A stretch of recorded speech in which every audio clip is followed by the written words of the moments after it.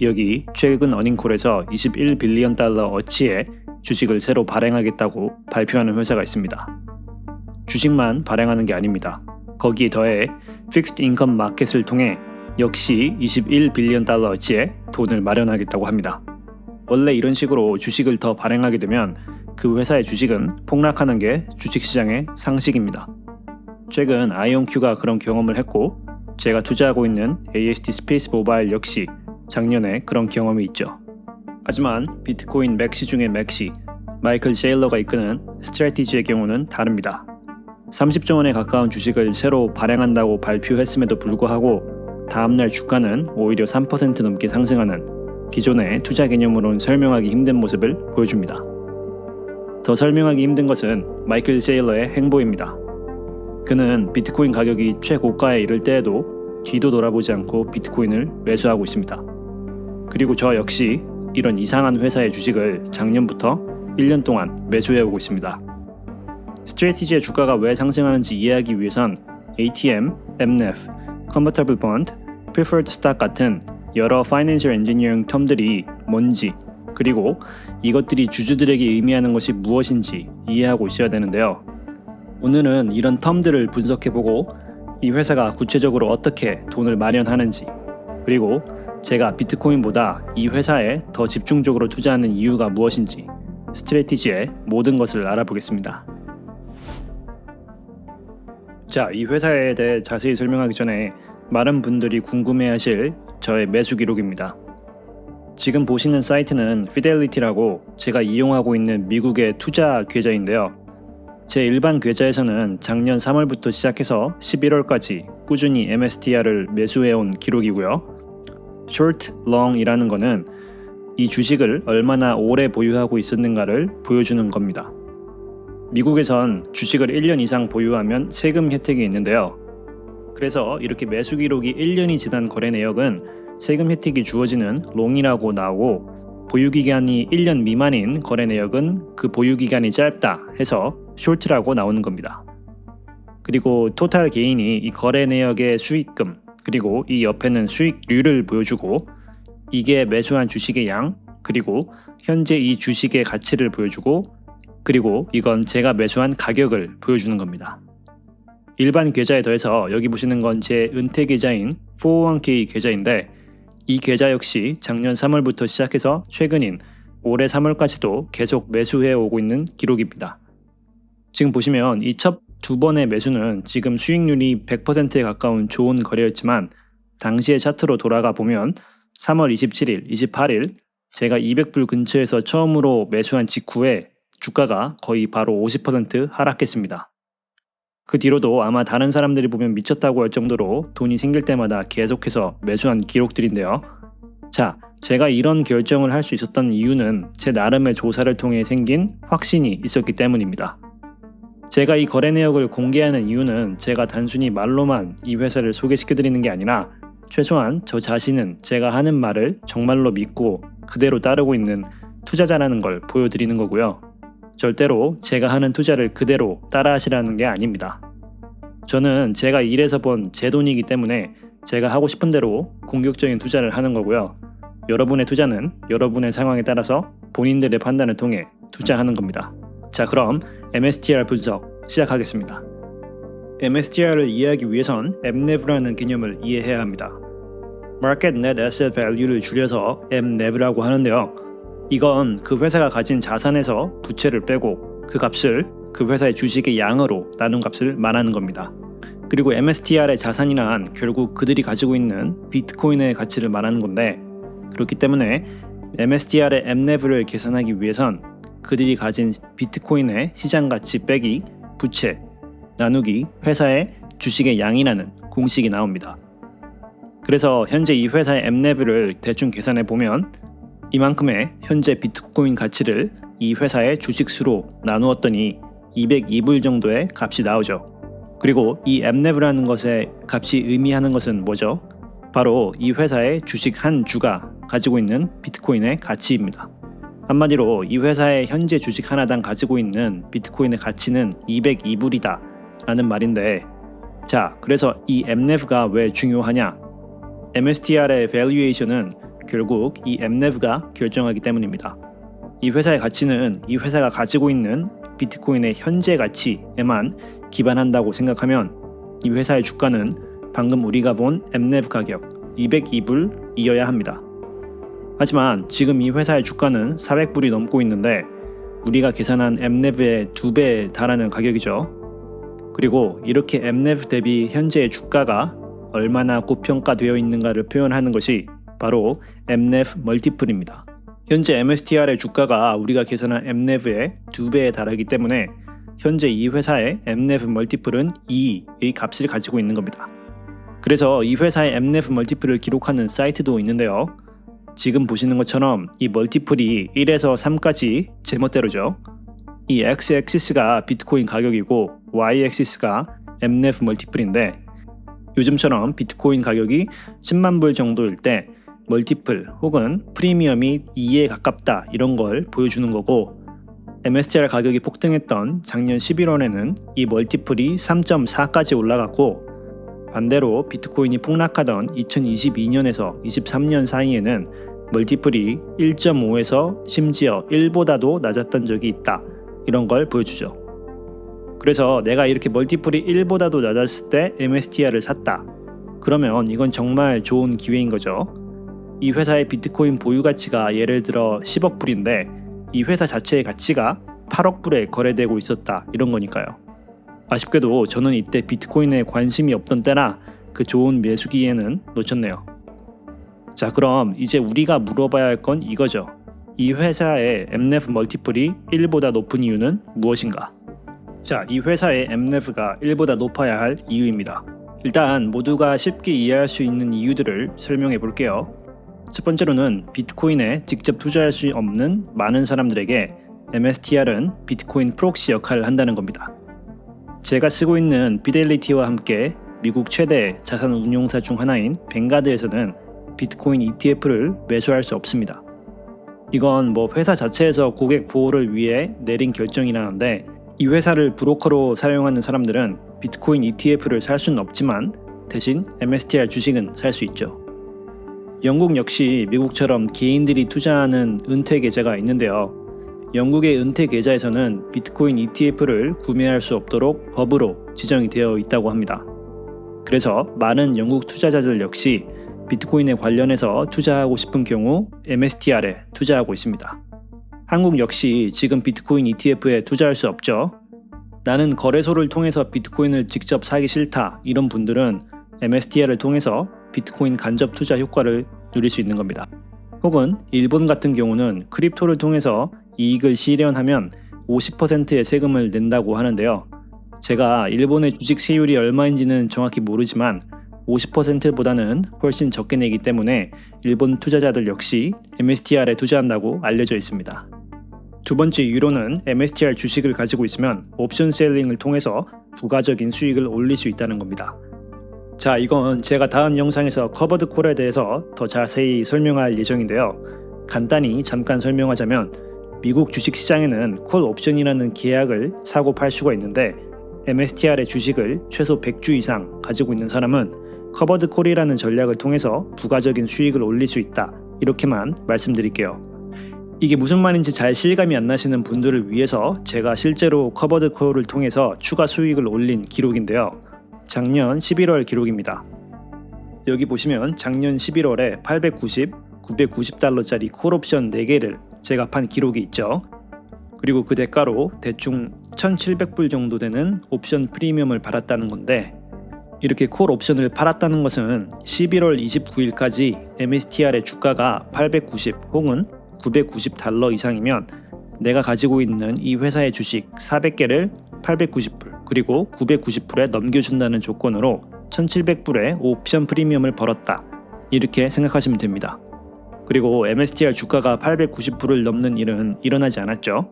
그럼 저의 MSTR 주식은 당연히 그대로 제가 가지고 있는 거고 옵션 프리미엄 또한 제가 그대로 갖는 겁니다.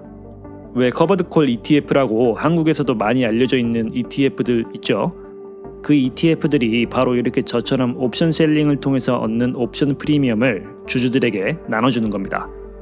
그래서 비트코인을 직접 소유하는 것보단 MSTR을 소유하는 장점 중에 하나는 이런 부수적인 수익을 올릴 수 있다는 점이 있다. 이렇게 이해해 주시면 됩니다. 마지막 이유는 바로 MSTR의 인덱스 지수 편입입니다. 우리가 많이 아는 미국의 가장 큰 회사 500개가 들어있는 지수죠. S&P 500. 미국에는 S&P 500 말고도 다양한 지수가 존재하는데요. 이 인덱스에 들어가 있는 돈들은 상상을 초월합니다. 인덱스 펀드라는 게 결국 이 지수에 들어가 있는 회사들의 사이즈에 맞춰서 나눈 다음에 그 회사의 주식을 계속 한다는 거기 때문에 어떻게 보면 가격에 상관없이 계속해서 그 회사의 주식을 사주는 어떤 존재가 생긴다고 생각할 수 있죠. 그리고 이렇게 인덱스 펀드를 통해서 주식에 대한 수요가 있다는 것은 비트코인 ETF가 가질 수 없는 장점입니다. 작년 12월은 MSTR에게 역사적인 날이었는데요. 그 이유는 바로 이 회사가 미국의 가장 큰 기술 회사 100개를 이루고 있는 지수인 나스닥 100에 포함되어 있기 때문입니다. 나스닥 100를 추종하는 인덱스 펀드들은 S&P 500을 추종하는 인덱스 펀드 다음으로 미국에서 가장 큰 규모이기 때문에 MSTR에게 상당한 호재였죠. 그리고 앞으로 가까운 미래에 이 회사가 S&P 500에도 포함되기를 많은 투자자들은 기대하고 있습니다. 자, 그래서 지금까지 설명한 이유들은 일반인들이 듣기에 쉽게 이해할 수 있는 이유인데요. 하지만 제가 생각하는 이 회사의 MNEF 멀티플이 1보다 높은 진짜 이유는 이 회사가 미래에 더 많은 비트코인을 매수할 수 있을 거라는 기대감 때문입니다. 이거는 어떻게 보면 일반 주식들의 PE 레시오랑 비슷하게 생각할 수 있는 건데요. 주가가 오르는 회사들의 특징은 뭐죠? 바로 앞으로 미래에 이 회사의 수익이 증가할 거라고 투자자들이 믿는다는 거죠. 그렇기 때문에 S&P 500에 편입된 회사들의 평균 PE 레시오는 20에서 25 정도가 되고 팔란티어 같은 회사는 투자자들이 이 회사의 성장 가능성을 상당히 높게 평가해 주기 때문에 PE 레시오가 400이 넘어가는 겁니다. MSTR 역시 마찬가지입니다. 투자자들이 이 회사가 앞으로도 더 비트코인을 매수할 거라고 믿는다면 주식은 미래지향적이기 때문에 더 많은 투자자들이 몰리는 거고 그 결과로 MNEV의 값이 오르는 거죠. 자, 그래서 이 회사가 그럼 어떻게 계속해서 더 많은 비트코인을 매수할 수 있는가? 이걸 이해하는 게 결국 이 회사를 이해하는데 핵심적인 요소인데요. 이번에는 그 4가지 요소들을 분석해 보도록 하겠습니다. 가장 먼저 이해할 요소는 ATM입니다. 한국에도 유상증자라고 해서 주식을 더 발행하고 팔아서 자금을 만들어내는 방식이 있죠. 미국에는 at the market이라 해서 ATM이라는 방식이 있는데 이게 뭐냐 하면 주식시장이 열리는 시간 동안 회사에서 주식을 더 발행한 뒤 시장에 판다는 뜻입니다. 전통적인 주식 발행은 보통 정해진 날짜에 주식을 한 번에 발행한 다음에 그 주식이 거래되고 있는 것보다 약간 낮은 가격에 주식을 파는 게 일반적인 과정인데요. ATM이 다른 점은 회사 입장에서 본인들이 원할 때 원하는 가격에 주식을 팔 수 있다는 겁니다. 그리고 언제든지 그 주식들을 팔 수 있기 때문에 주식들을 조금씩 팔아서 주가에 큰 영향이 없이 자금을 모으는 게 목표인 거죠. 하지만 아무리 주가에 영향을 안 끼치려고 노력한다고 해도 주주 입장에서 ATM은 좋은 게 아닙니다. 그 회사의 주식 숫자가 늘어난다는 것은 내가 이미 가지고 있는 주식의 가치가 희석되기 때문이죠. 그래서 영상 앞에서처럼 보통 이런 ATM을 발표하면 주가가 폭락하기 마련인데 왜 MSTR은 다를까요? 그걸 이해하기 위해선 다시 이 MNEV로 돌아와야 됩니다. 지금 MSTR이 보유하고 있는 비트코인의 시장 가치가 100만 불이고 10만 주가 현재 발행되어 있다고 가정해 봅시다. 이 상황에서 MSTR의 MNEV는 100만 나누기 10만, 즉 주당 10불의 값을 가지고 있죠. 그리고 이 회사의 주식은 현재 20불에 거래되고 있다고 가정하면 현재 MNEV 멀티플은 2라는 값을 가지고 있죠. 그리고 이렇게 MNEV 멀티플이 2인 상황에서 MSTR이 ATM을 실행합니다. 1만 주를 20불에 팔았다고 가정해 볼게요. 그럼 1만 주를 20불에 팔았으니 20만 불이라는 돈이 생기고 그 돈을 그대로 비트코인을 구입하는 데 씁니다. 그럼 이제 다시 MNEV를 계산해 볼까요? 이들의 비트코인 가치는 이제 120만 불이 됐고요. 총 주식의 숫자는 11만 주입니다. 그리고 MNEV는 120만 나누기 11만인 10.91이라는 값이 나오는데 아까 이들이 ATM을 진행하기 전 MNEV는 10이었죠. 그리고 ATM을 진행하고 나서 MNEV가 0.91, 즉 한 주당 비트코인의 가치가 91센트만큼 더 올랐기 때문에 이런 MSTR의 ATM을 영어로 Accretive Dilution이라고 하는데 즉 주주들에게 이득이 되는 주식 희석이다 라는 행위라고 시장에서 여겨지고 이 회사가 ATM을 발표해도 주가의 폭락이 생기지 않는 겁니다. 하지만 그렇다고 해서 ATM이 MSTR 주주에게 무조건 좋다 이건 또 아닌데요. 100번 양보해서 ATM을 통해서 MNAV가 올라간다 하더라도 회사가 주식을 계속해서 만들어서 판다는 건 변함없는 사실이기 때문에 주가의 상승을 방해할 수 있는 요소가 됩니다. 방금 본 것처럼 일반 주식의 ATM을 통해서 돈을 마련하는 건 MSTR의 가장 기본적인 방법입니다. 사실 이렇게 주식을 팔아서 돈을 마련하는 건 어느 회사나 할 수 있는 방법이죠. 하지만 이제 설명드릴 방식들은 MSTR이기 때문에 가능한 방법들입니다. 그리고 MNAV 멀티플이 1 이상 되어야 한다는 가장 명확한 증거죠. 여기 마이클 세일러가 공개한 전 세계 모든 자산을 표현하고 있는 그래프입니다. 여기 보시면 채권이 현재 300트릴리언 달러의 어마어마한 시장 가치를 지니고 있다고 하는데요. 이런 채권 시장을 다른 말로 픽스드 인컴이라고 합니다. 채권을 사게 되면 매년 고정된 양의 이자를 지급받죠. 그래서 그 이자가 고정이 돼 있다 해서 픽스드 인컴이라고 불리는데 세일러가 지금 노리고 있는 시장이 바로 이 픽스드 인컴 마켓입니다. 그리고 이 픽스드 인컴 마켓을 노리기 위해 2020년부터 꾸준히 발행한 게 바로 이 컨버터블 펀드죠. 한국말로는 전환사채라고 한다는데요. 제 영상에서는 그냥 CB라고 부를게요. CB는 생각보다 이해하기 쉽습니다. 회사에서 이런 채권을 발행합니다. 그리고 모든 채권이 그렇듯 채권을 사주는 사람에게 어느 정도의 이자를 매년 지급하죠. 여기서부터 CB가 다른 채권과 다른 점을 보여주는데요. 보통의 채권은 그 채권이 만기될 때 원금을 돌려줘야 하잖아요.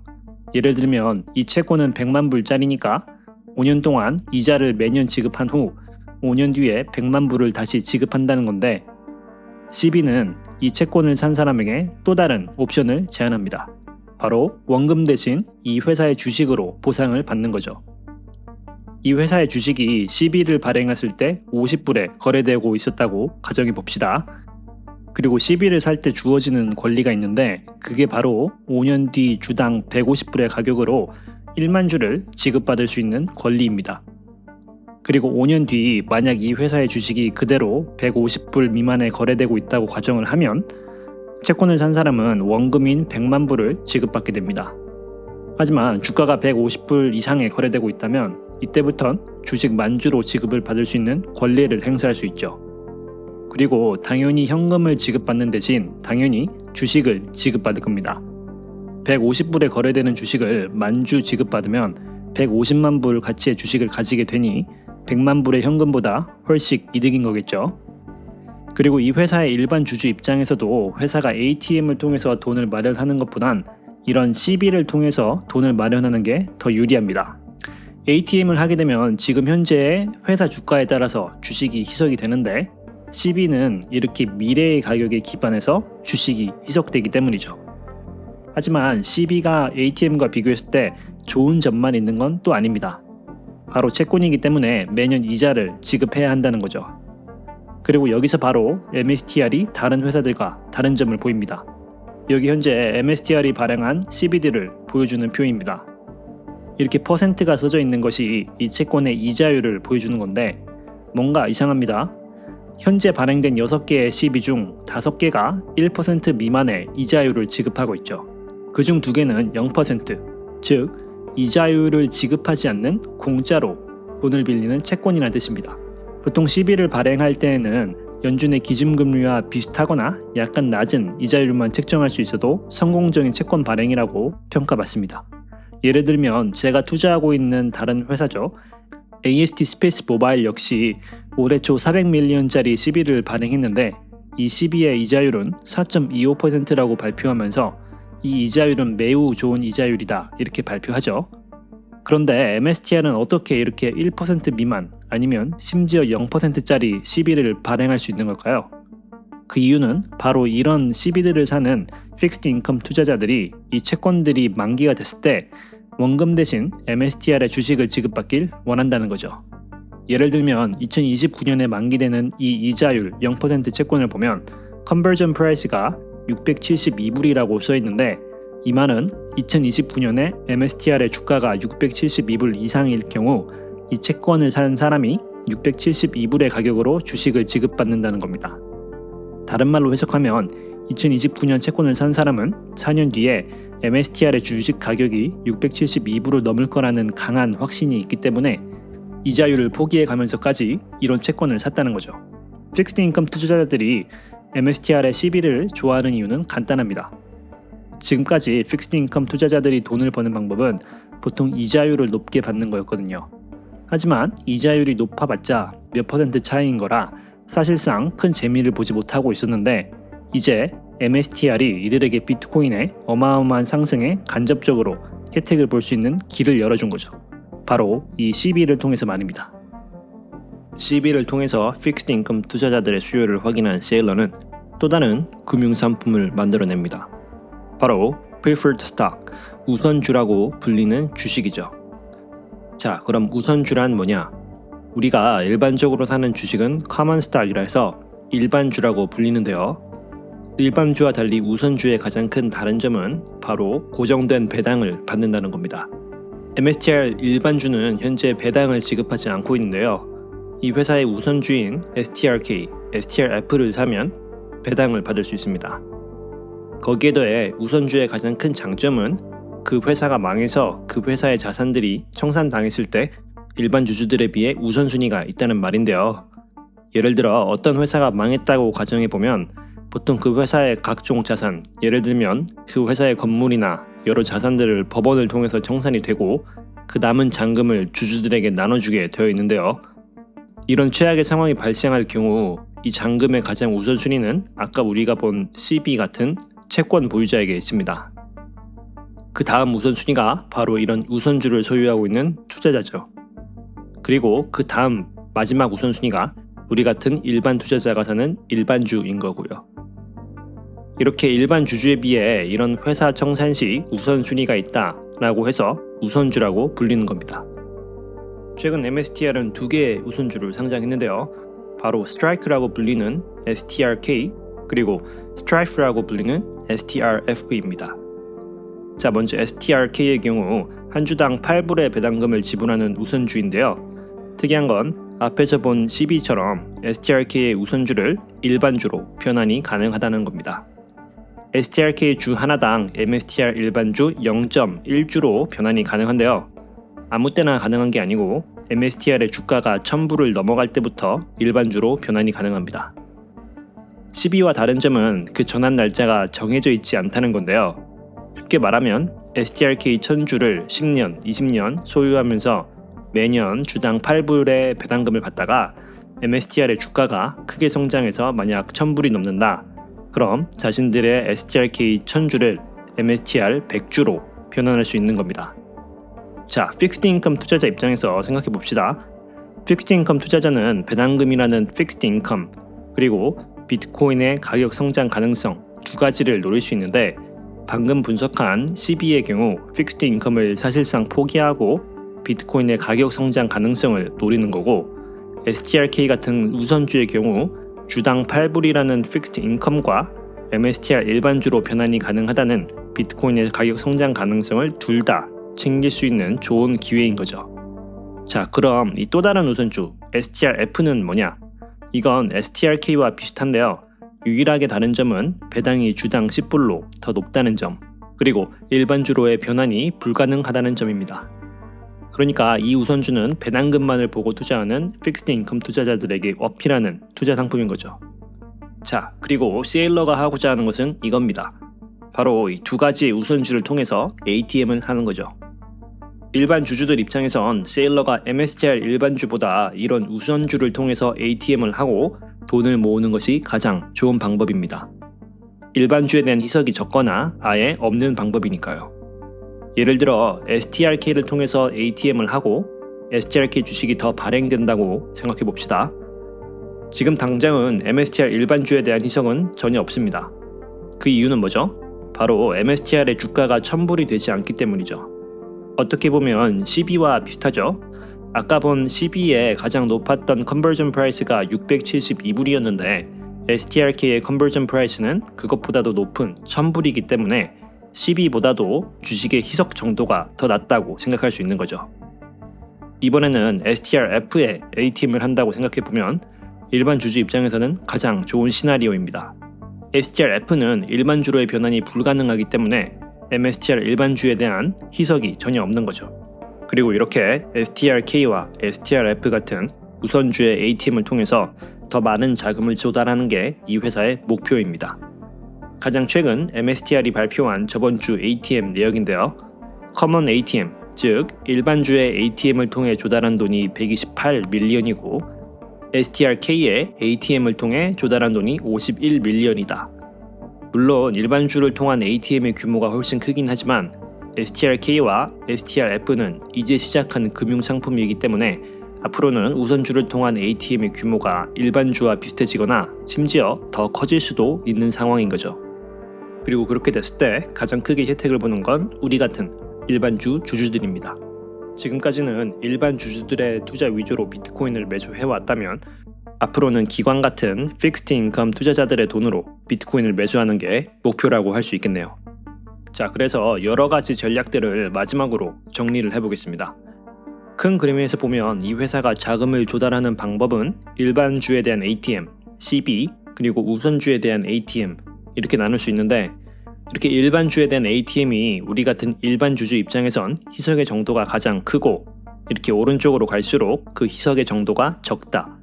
그리고 이 두 가지 CB와 우선주는 픽스드 인컴 투자자들이라는 우리 같은 일반 투자자들과 다르게 원금 보존을 가장 중요하게 생각하는 다른 타입의 투자자들에게 어필하는 금융 상품들이다.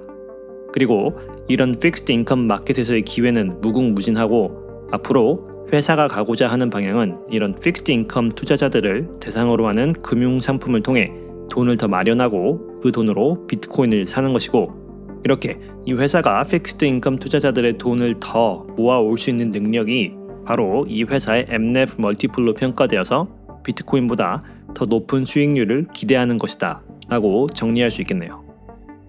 결론입니다. 많은 사람들이 이렇게 주식을 발행하거나 돈을 빌려서 비트코인을 사는 세일러를 비판합니다. 하지만 세일러처럼 비트코인의 1년 평균 성장률이 최소 30%가 될 것이라고 믿는 비트코인 맥시에게는 어떻게 보면 가장 논리적인 행보입니다. 저 역시 그런 논리로 MSTR에 투자하고 있는데요. 그럼 많은 분들이 왜 비트코인 가격이 계속 성장할 거라고 그렇게 확신하냐고 물어보시겠죠? 저에게 비트코인은 전 세계 중앙은행들이 찍어내는 돈들을 끌어모으는 자석과 같은 존재입니다. 3년, 4년 후 전 세계에 발행된 돈의 양 자체가 많아지면 비트코인의 개수는 한정되어 있기 때문에 그 가격 역시 상승할 수밖에 없다는 게 저의 간단한 결론입니다. 비트코인 자체가 3년, 4년 후에 뭔가 엄청 더 좋아지거나 더 많은 사람들이 달러 대신 비트코인을 사용하기 때문에 가격이 오른다는 게 아닙니다. 닉슨이 골드 스탠다드를 버린 1971년 이후 미국의 중앙은행은 별다른 제약 없이 끊임없이 많은 돈을 발행해왔습니다. 그리고 그 현상은 이렇게 1971년 이후로 폭발적으로 증가하는 소비자 물가지수 CPI를 통해서 관찰할 수 있죠. 그리고 3년, 4년 이후에도 이런 현상은 지속된다는 것은 저 같은 일반 투자자가 보기에도 너무나도 명확한 사실입니다. 그리고 그렇기 때문에 비트코인의 3, 4년 후 가격이 상승할 것이라는 확신이 있고 그렇기 때문에 MSTR이라는 회사에 투자할 수 있는 거죠. 이 회사는 결국 비트코인의 레버리지 투자 상품입니다. 레버리지 투자라는 것은 그 투자가 본인들의 생각한 대로 진행이 된다면 더 많은 수익률을 기대할 수 있지만 그 반대로 상황이 예상처럼 흘러가지 않는다면 더 많은 것을 잃을 수 있다는 거죠. 많은 분들이 미래 MSTR의 CB들이 만기했을 때 비트코인이 폭락해서 현금으로 이 모든 빚들을 갚아야 되면 어떡하냐고 의문을 가질 수 있습니다. 맞는 말입니다. 만약에 비트코인이 지금까지 그랬던 것처럼 잠깐 폭락한 뒤 금방 회복하지 않고 몇 년 동안 지금보다 낮은 가격에서 거래가 된다면 MSTR은 망할 수도 있는 위험한 투자입니다. 그리고 설사 회사가 망하지 않더라도 비트코인의 하락세가 계속 지속된다면 우리가 분석한 MNEV 멀티플이 1로 줄어들거나 그 이하로 하락할 수도 있겠죠. 하지만 그런 리스크는 투자자로서 받아들이는 겁니다. 세상에 low risk high return이라는 투자는 없습니다. 이건 투자뿐만 아니라 그냥 인생의 진리 같은 거죠. 나는 직장 생활을 하면서 안정성을 원하지만 사업하는 사람처럼 돈을 많이 벌고 싶다. 이런 생각이 말이 안 되는 것처럼 말이죠. 저는 비트코인보다 더 높은 수익률을 원하기 때문에 MSTR이 가지고 있는 이런 리스크를 이해하기 위해 노력했고, 그 분석 결과 이 정도의 리스크는 내가 감당할 수 있다고 판단해서 투자를 하는 겁니다.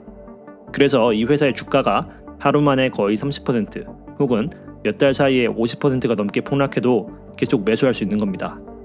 많은 사람들이 MSTR에 대해서 정확하지 않은 정보들, 예를 들면 비트코인 가격이 얼마 이하로 떨어지면 이 회사가 마진콜 당해서 비트코인을 팔아야 된다거나 세일러가 사기 전적이 있는 금융 사기범이라던가 하는 객관적으로 사실이 아닌 정보들을 통해서 이 회사를 비난하고 비웃습니다. 이런 MSTR에 대한 흔한 오해는 제가 다음 영상에서 설명하도록 하고요. MSTR뿐만 아니라 여러분들도 본인들이 투자하는 회사에 대해서 제대로 이해하시며 제대로 된 노력도 없이 남을 깎아내리기만 하는 사람들의 의견에 흔들리지 마시고 성공적인 투자를 하시길 바라며 오늘 영상 마치겠습니다. 감사합니다.